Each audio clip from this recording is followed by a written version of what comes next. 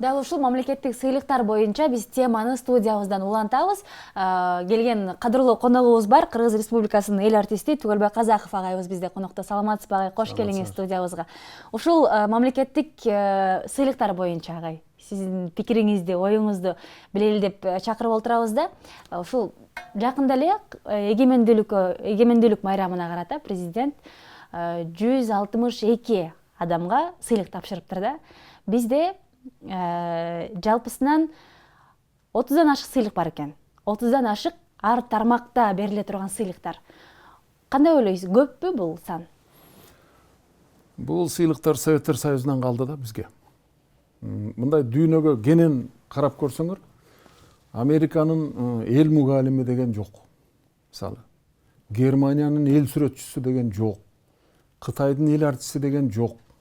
Мына бүт эле Япониянын, бирок аларда деле илим өнүгүп атат, аларда деле өнөр өнүгүп атат. Бул Советтер Союзунун учурунда Компартиянын бир идеологиясынын бир рычагы болгон да. Себеби сыйлык бергенден кийин ал сыйлык алган киши милдеткер болуп калат да. Ошого байлап, анан бирдеме болсо сыйлык бербей коебуз деген коркутуу, үркүтүүнүн бир аспабы болчу да бул жолу. Анан эми Советтер Союзу кеткен менен бул сыйлыктар калып калды да. Советтер Союзу кулагандан кийин биз бир 5-6 киши болуп Ак үйгө бардык. Ошол 5-6 тең наамыбыз бар болчу. Менин эмгек сиңирген наамым бар болчу. Ошол сыяктуу.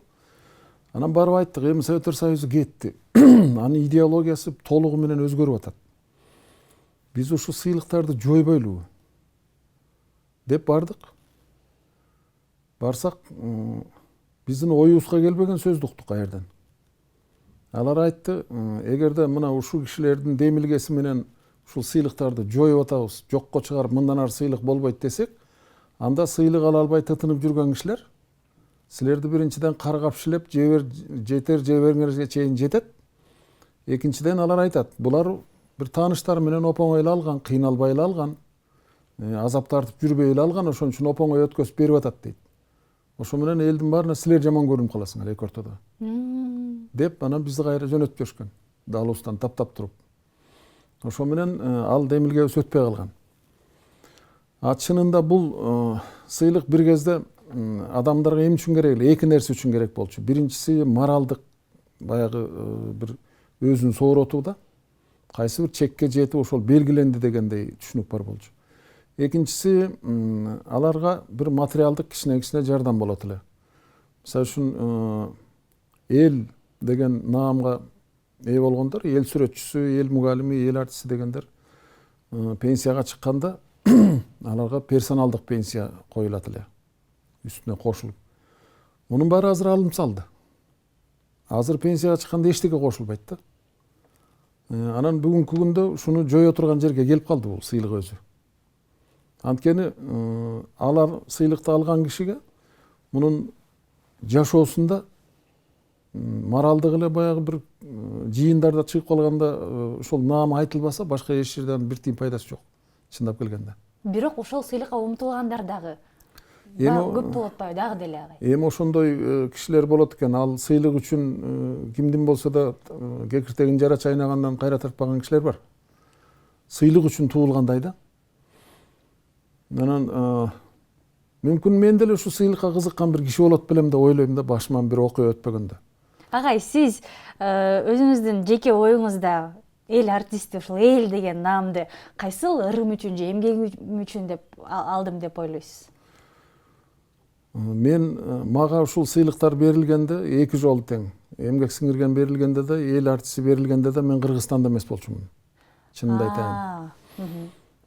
Ушуну айтып коюшум керек да, бул тытынып бирөөлөргө кой союп жүрүп алгандай көрүнбөсүн элге. Эмгек сиңирген артисти берген кезде мен Тажикстанда жүргөм. Эл артистин бергенде мен Израилде жүргөм. Анан Түркиядан, Стамбулдан уктум аны. Мен мындай түшүнөм да. Мисалы, элге кеңири белгилүү чыгармаларды жаратсаң, жаш кезиңде сага эмгек сиңирген артист берилсе, мисалы үчүн, Андан кийин сен дагы чыгармаларды жазсаң, алар дагы элге алынып популярдуу болсо, анда эл артистине көрсөтсө болот. Анан бир кезде чыгарган бир кездеги бир эки чыгармаң менен эмгек сиңирген да болуп, эмгек сиңирген ишмер болуп, мисалы үчүн, андан аранан эл жазуучусу же болбосо эл акыны же эл артисти болуп, ошол эле чыгармалардын аркасы менен. Ошол эле чыгармалардын аркасы менен анан дагы сыйлыктарды алып кете берсе, анда бул жакшы көрүнүш эмес да. Бизде мисалы кезекке тургандай сезим калтырат экен да. Анткени ошол эле президенттин ардак грамотасынан баштап Манас орденине чейин чейинки сыйлыкты бир эле адам алган учурлар көп да агай бизде. Анан ошол сыйлыктарды балким кыскартып, сиз такыр эле жоюп салыш керек деп атпайсызбы? Жойгонго болбосо, такыр эле кыскартып, билбейм, бир саналуу эле сыйлыктарды же наамдарды калтырыш керекпи? Мисалы Казакстанда эл артисти, эмгек сиңирген артист дегендердин баарын алып салганда, алар эмгек сиңирген кайраткер деп коет. Мисалы эмгек сиңирген куруучу, эмгек сиңирген дарыгер, эмгек сиңирген мугалим, тигибу дегендин баарын алып салып туруп эле эмгек сиңирген кайраткер деп коет. Ошонусу мага ушундай түшүндүрүштү. Ошо бул биздин эл артисттин наамына, эл сүрөтчүсүнүн наамына барабар деп түшүндүрүп атышат да. Кайраткер деп. Алар ошого кетти. Кытайда болсо, мисалы үчүн, ырчыларга биринчи категориядагы ырчы деп коет. Экинчи категориядагы ырчы деп коет дагы, анын айлыгы ошого жараша. Концертке катышкандагы ала турган гонорарлары ошого жараша болот да. Мен ушул жолду туура көрөм негизи. Бирок бизде кандай? Эгер ошо категорияга эле коюп кое турган болсо, анда категорияны берип аткан комиссиянын шоргатат. Аны тытып жейт анда. Ошон үчүн айтып атканбыз да, мунун баарын жоюп эле, ошол мисалы үчүн концерттик уюм болсо, ошол жердеги штаттык расписаниянын өзүн деле карап койсо, мыктыларга мыкты штат, начарына начар, алар мезгил менен аттестация өтүп турса, мисалы үчүн, анын сапатын аныктап, анда эч ким эчтегеге таарынбайт беле деп ойлойм да. Бүгүнкү күндө ошол сыйлыктарды жоюп салууга эмне тоскоолдук бар?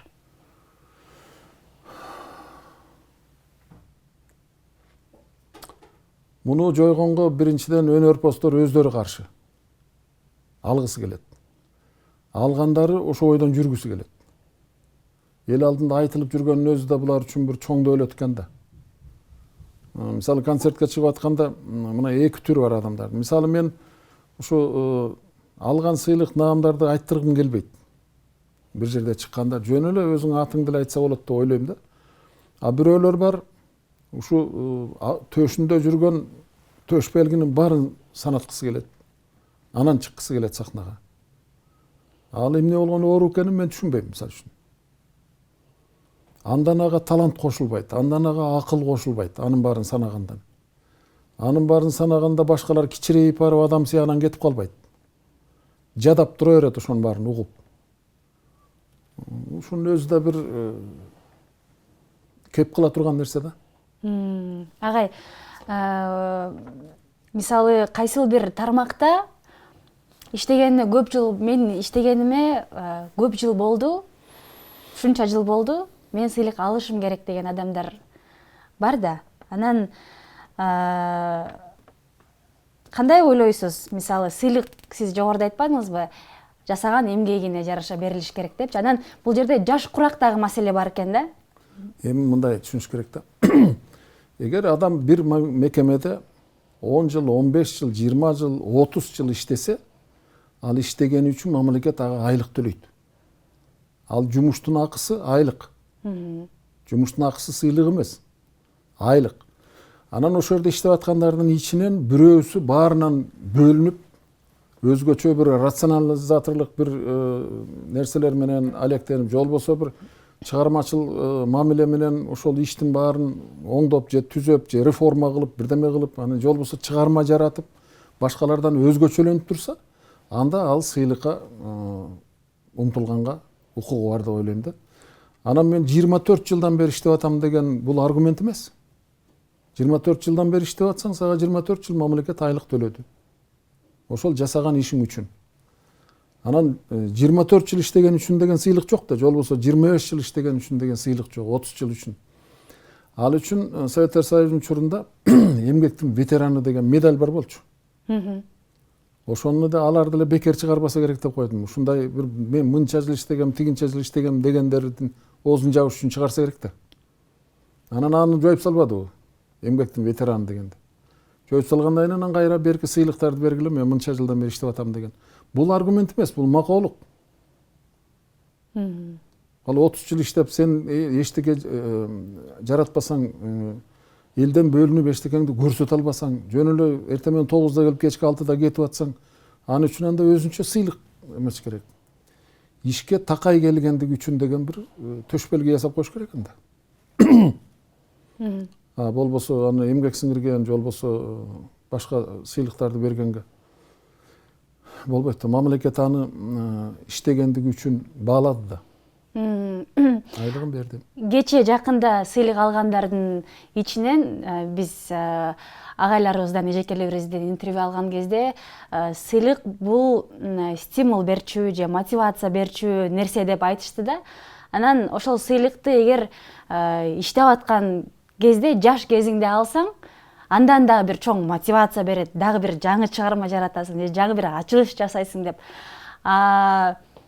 Мисалы биз азыр сүйлөп өттүк, Карбалас Бакиров агайыбыз эл акыны намын алып, мисалы мага ушул жашка келгенде ушул сыйлыктын кереги деле жок болуп калды. Мен ушул сыйлыкты жашымда алсам, дагы бир көп нерсени жазганга балким түртмөк беле деген оюн айтты да. Туура, Карбалас туура айтып атат. Анын экинчи ягы бар да. Карбалас ушул күнгө чейин жазган чыгармаларын анда жаш кезде жазыш керек. Карбалас жакшы акын. Мен дайыма айтып келем, сыйлыкты жаш кезде бериш керек. Аны убайын көрсүн, ал ага түрткү болот, стимул болот. Башка көр оокатка, көөртүрлүккө алдыра электе, ошого басыла электе, көкүрөгүндө романтика кайнап турган кезде буга сыйлык берсең, ал ого өтөр көкөлөп, канаты жайылып калат. Анан 60-тан ашкандан кийин, 70-тен ашкандан кийинки сыйлыктын ага эмне кереги бар? Ойлойсуң, эмне кереги бар? Андан кийин ал кыйратып деле эчтеке жасабайт. Мына обончуларды алсаңар, обончулардын эң мыкты обондорунун баары бир 18-19 жаштан бир 25-28 жашка чейин жазылган. Бүт баарын анализ кылып көргүлө. Мына Жумамүдүн Шералиевден башкасынын баарын кошондой да. Мына Ырыспай Абдыкадыровдуку 62-63 жылдардан 70 жылдарга чейин бүт мыкты обондордун баары ошондо жазылган. 30-ка чыга электе жазылган. Калыбек Тагаевдики дагы 20-25 жаштын ортосунда эле жазылган. Долоон, Элмира Атбашевдин баары тең.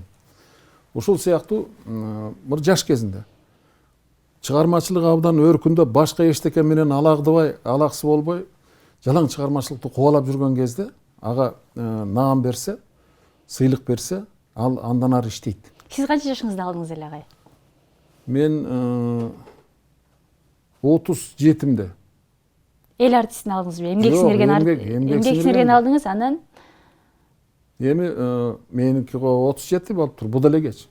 Ырыспай Абдыкадыров 47-синде алды да эмгек сиңирген артист. Ырыспай болуп кайнап турганда ал 25-30 жаштын ортосунда болчу. Ошондо эле мына сахнага кайсы эл артисти менен кошо чыгарсаң дагы элдин баары Ырыспайды суранып турган учур болчу. Эл артистин эмес, Ырыспайды суранып, эл артистин сахнада кууп жибериши мүмкүн эле, мешайт этпе деп. Ошол кезде эл артистин бериш керек эле, мисалы Ырыспайга. Мен 93-96 жылдары Маданият министрлигинде иштеп калдым. Ошондо Ырыспайды 3 жолу көрсөттүк. Эми анда 50-ден саалашкан. Ушу азырда болсо ушу эл артистин берели деп 3 жолу көрсөттүк. Эми Советтер Союзунун учурунда мындай болчу. 2 жолу үйлөнгөн киши эле балайга калчу да.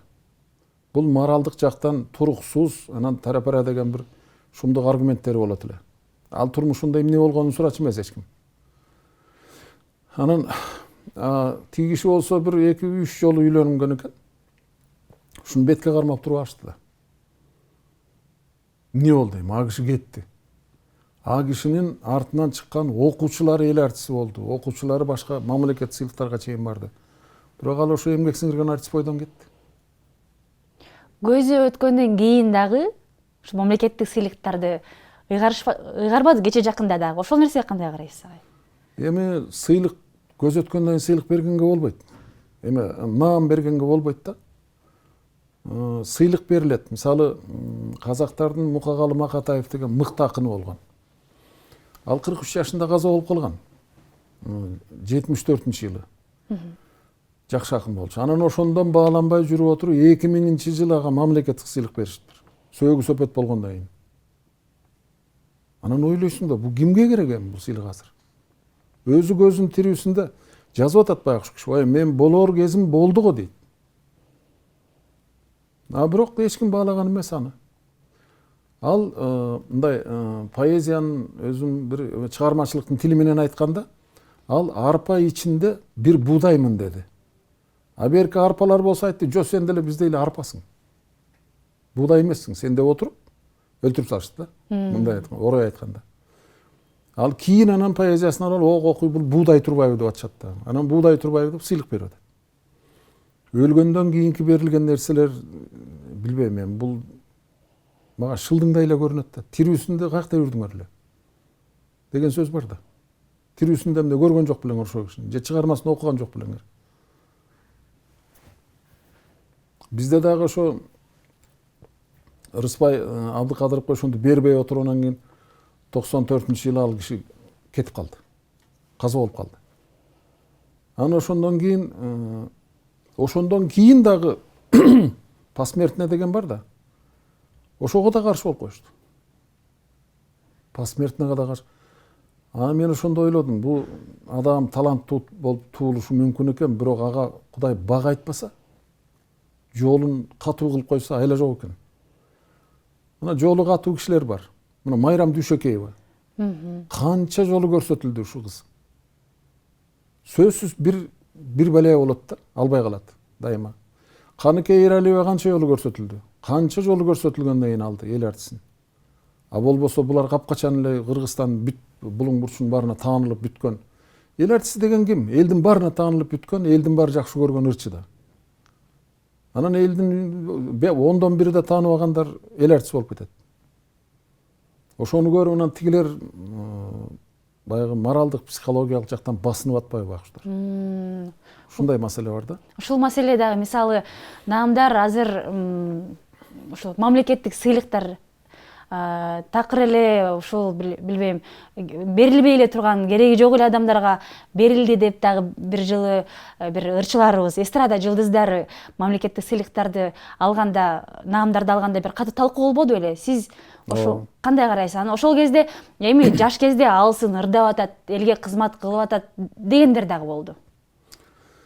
Эми ал жерде эки башка маселе каралып атты да. Бирөөсү сыйлык, бирөөсү жөнүндө айтканда бул мындан кыйындар албай жүрсө буга эмнеге берди деген суроо пайда болду. Экинчисине буга эмне эрте берип атат? Башкаларга 40-50-сүндө берген деген дагы ушундай бир оорлуу түшүнүк бар. Бизге окшогалар да жүрсүн жалдырап. Ар кимге барып ала албай 40-50-ге чыгып анан алсын бизге окшоп деген да түшүнүктөр бар да. Мен жана айтпадымбы, мен башынан эле ушу жаш кезде берип бир 30-40ка чейин көрүш керек да, көрө турганын баарын. Ошого чейин анын аты жасалат, андан кийин анын аты өзүнө иштейт. Ушундай принцип бар. Анан ошол ызычуу болгон кезде мен Маданият министрлигинде болчумун. Биздин Маданият министрлигинен өткөн эмес алар. Ошол кезде бир мындай иштер болуп кетти да. Капталдан эле нар жактан, мисалы Маданият министрлигинде өкмөттүн коллегиясы бар. Өкмөт түзгөн коллегия бар. Маданият министрлиги түзбөйт, аны өкмөт. 17 кишиден турган. Бүт баары ошол өнөр адамдары. Эми 17 кишини аттап кетиш кыйын. Бирок ошонун кароосуна салынбай, башка жактан келип анан кирип кетип, башка жактан эле анан барып указ чыгып калган учурлар болот да. Элдин баары ойлойт, ушу Маданият министрлиги кылып атат ушунун баарында. Анан баары эле ызылдап бизди тепкилеп жатып калбадыбы? Эмнеге бердиңер ушуга деп. Анан эми урсаңар ура бергиле, мен чоңдорго жаман көрүнбөйм деп мен отура албайм да. Мен анан интервью бердим. Биздин коллегияда бул каралган да эмес. Маданият министрлигинин тиешеси жок бул сыйлыктарга. Дегенден анан ызы чуу башталды. Бул биздеги айрым чоңдордун түшүнүгү боюнча мен ошол тепкинин баарын өзүм алып эле анан унчукпай отуруп турушум керек эле да. Алар болсо тигинтип, былтыйтип мына жактан жасап коюш керек акырын. Арам иштердин баарын. Анан сен анын азабын тартып жүрө беришиң керек. Анан мен болсо мындай нерсеге каршымын дайыма.